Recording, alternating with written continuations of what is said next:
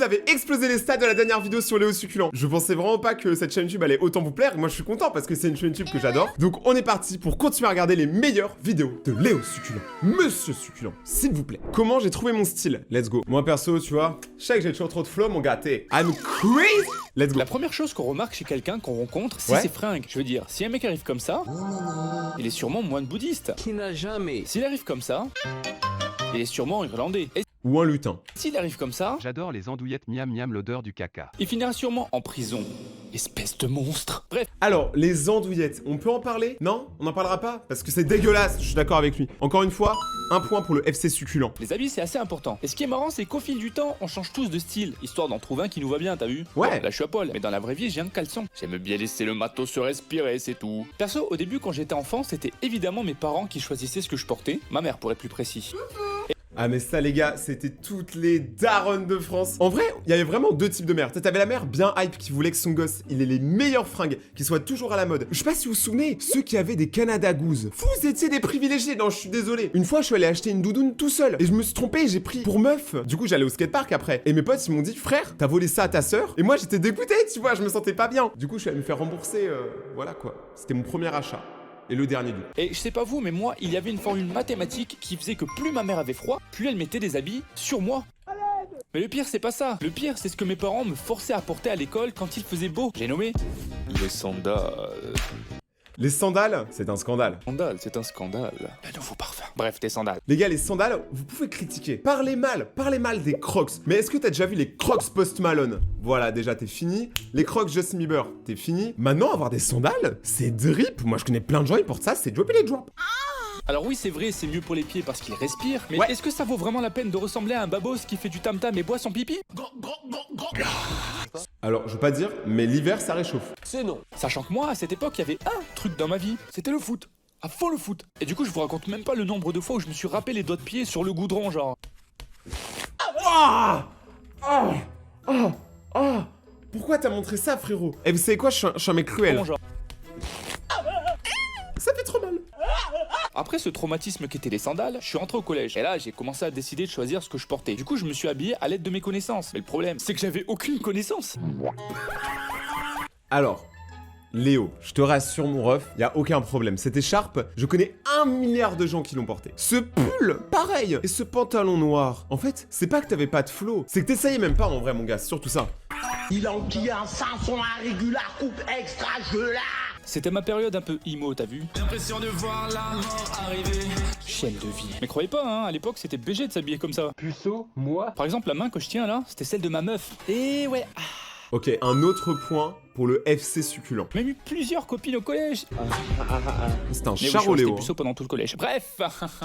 Bon, après, rassurez-vous, j'ai commencé à mettre des trucs un peu plus cohérents. Tu veux rencontrer des tismés sucrés dans ta région? Du blanc avec du blanc. L'effort. Waouh, alors là, ouais, j'avoue, gros effort, frérot, waouh. Léo, s'il te plaît, dis-nous qu'aujourd'hui, t'as trouvé un nouveau drip. Parce qu'en général, tu vois, tu flexes pas mal dans tes vidéos. Mais ton personnage, il est à poil. Il est où le drip? Présent. On peut le féliciter, bravo.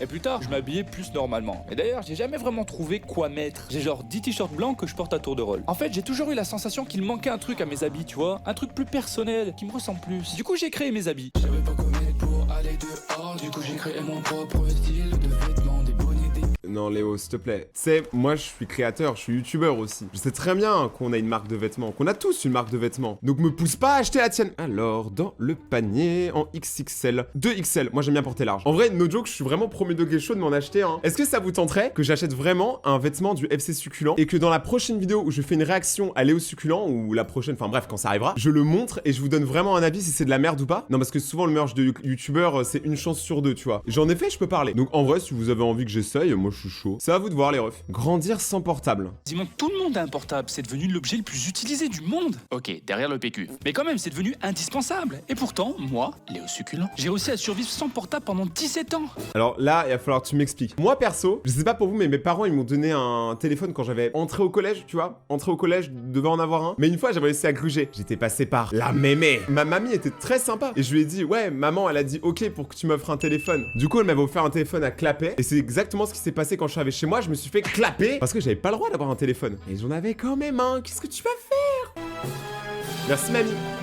Je dis survivre parce qu'en fait, ne pas avoir de portable, ok, c'est pas la fin du monde. Par contre, ne pas avoir de portable quand t'as 16 ans et que tous tes potes en ont un, là, ça commence à être chaud. Par exemple, quand on se donne un rendez-vous le week-end, tous mes potes, pour eux, ça a été tranquille. Samedi après-midi, tac, RDV au parc, basique. Mais pour moi, c'était un stress incroyable parce que, évidemment, tous mes potes au lycée habitaient proche de la ville. Du coup, il fallait que mes parents m'amènent en voiture parce qu'à la campagne, il n'y a aucun autre moyen de transport à part les pieds, hein, donc bon. Et du coup, mon plus gros stress, c'était que mes potes annulent sans pouvoir me le dire et que je me retrouve à 35 minutes de chez moi en voiture à attendre que mes parents viennent me chercher 5 heures plus tard. Parce que eux non plus, je peux pas les contacter pour leur dire qu'il y a personne, vu que j'ai pas de portable. Ah bah là, j'avoue, tu montres ça à quelqu'un, c'est sûr qu'il va vouloir s'acheter un téléphone. Comprenez l'angoisse? Du coup, le seul truc que je pouvais faire à chaque fois, résumé. bah, c'était espérer. Bon, ils sont juste un peu en retard, mais tranquille, ils vont arriver. Ça doit vraiment être un gros bouchon, hein. 24 heures C'est les heures de pointe, comme on dit. plus tard. Alors, Léo, c'était bien? Non. Achète-moi un portable. Bon, heureusement, ça m'est jamais arrivé. Mais le plus chiant, c'est évidemment avec les gonzesses. Parce que votre serviteur avait une petite copine au lycée. En plus, j'avais une casquette que je mettais sur le côté en mode Watibé. Je sais pas comment elle a fait pour sortir avec moi, franchement. Bah, mec, t'es Léo succulent. Tu es succulent. On te goûte. Elle avait juste envie de goûter. Ouais, bébé, t'as des goûts de chiottes. Mais surtout, un des trucs les plus importants quand t'as une meuf, surtout quand t'es ado, c'est les messages. À coups de petit. Cela fait déjà 5 minutes que je ne te vois plus. Tu me manques, bébé. Toi et ton magnifique sourire. Et du coup, j'avais zéro moyen de communiquer avec elle. C'était la galère. Je vous jure, des fois, j'étais à 2 doigts de lui sortir des pigeons voyageurs en mode full médiéval. Tir, succulent, premier. Alors Léo, concentre-toi. Un message poétique et émouvant qui va lui donner les larmes aux yeux. Ça, c'est magnifique, ça. Oh, une lettre de Léo. Quelle douceur m'a-t-il encore envoyé cette fois-ci? Sachant que c'est Léo succulent et qu'elle parle de douceur, je sais qu'on va tellement pas avoir un truc qu'on s'y attend. Elle montait ça un peu TDR. Voilà. PS. Prends-moi un taco 3 viandes pour demain, s'il te plaît. Bah, médiéval ou pas, je reste le même. Hein. Et du coup, quand j'ai eu 17 ans, de nulle part, mon père s'est ramené avec un tel pour moi. Forcément, j'étais trop content. Tellement content que je prenais le numéro de tout le monde. Vraiment, tout le monde. Alors, tu me disais? Ok, 09. Évidemment, j'avais du temps à rattraper. Fallait que j'augmente mon score Snapchat, tu connais, hein? Actuellement en train de faire caca. Hashtag pourquoi j'ai mangé épicé hier. Hashtag geyser. Hashtag y'en a partout. On n'aurait jamais dû lui acheter un portable en fait. Ouais. J'avoue que les parents, ils doivent salement regretter. Non, surtout aujourd'hui, tu sais, je vais faire le vieux con, hein. Mais rappelez-vous, je suis crazy à la base. Mais sur TikTok, des fois, tu vois des trucs, tu te dis, putain, les parents, confisquez le téléphone de votre gosse. Il y a des trucs, c'est trop scandaleux et limite, je me demande même comment c'est légal. Comme j'ai vécu toute ma jeunesse à la campagne, le métro, genre, je le prenais jamais dans ma vie de paysous. Du coup, à 18 ans, quand je suis allé à la fac, j'étais trop hypé parce que j'allais prendre le métro tous les jours. Je sais pas si ça se voyait. Démarre. Bon, peut-être que ça se voyait un peu. En fait, je kiffais le métro parce que c'est comme des montagnes russes. Surtout en plus, celui de Toulouse, genre, il sort du sol. Et ça tue, tu vois les bâtiments bouger en 3D et tout. Il y a une vue de ouf. Bon, j'avoue que ça c'est stylé. J'ai l'impression d'être dans le turfu à chaque fois. La place Wilson. Les bars à Saint-Pierre où les meufs montent leur sein parce que c'est rigolo. Les chocolatines.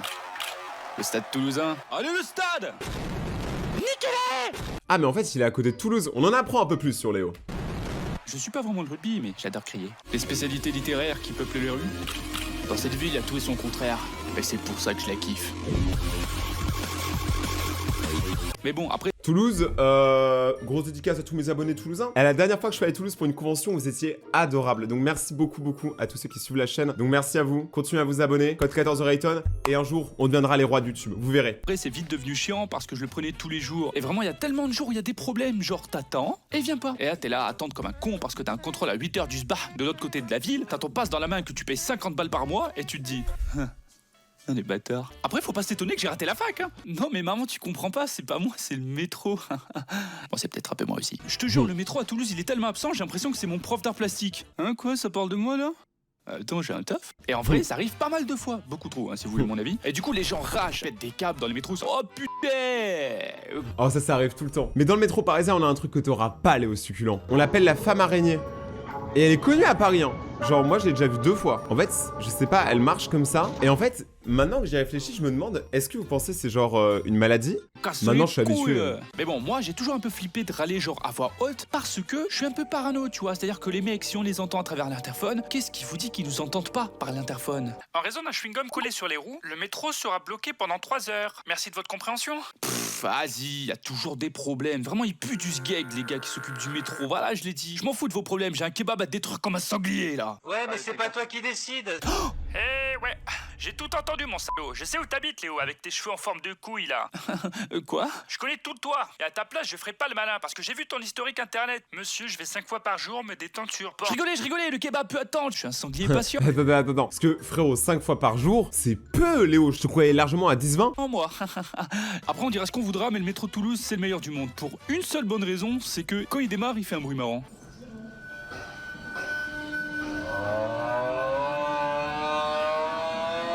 Si on fait 9989 pouces bleus, j'achèterai le pull dont j'ai parlé avant pour que Léo puisse s'acheter un lit, frère, parce qu'il dort vraiment sur le sol, à même le sol. Frérot, on va te mettre bien. Je suis somnambule, ok, vas-y, let's go. Ça m'est déjà arrivé 1 ou 2 fois d'être somnambule, et récemment, j'ai dormi dans le train les yeux ouverts.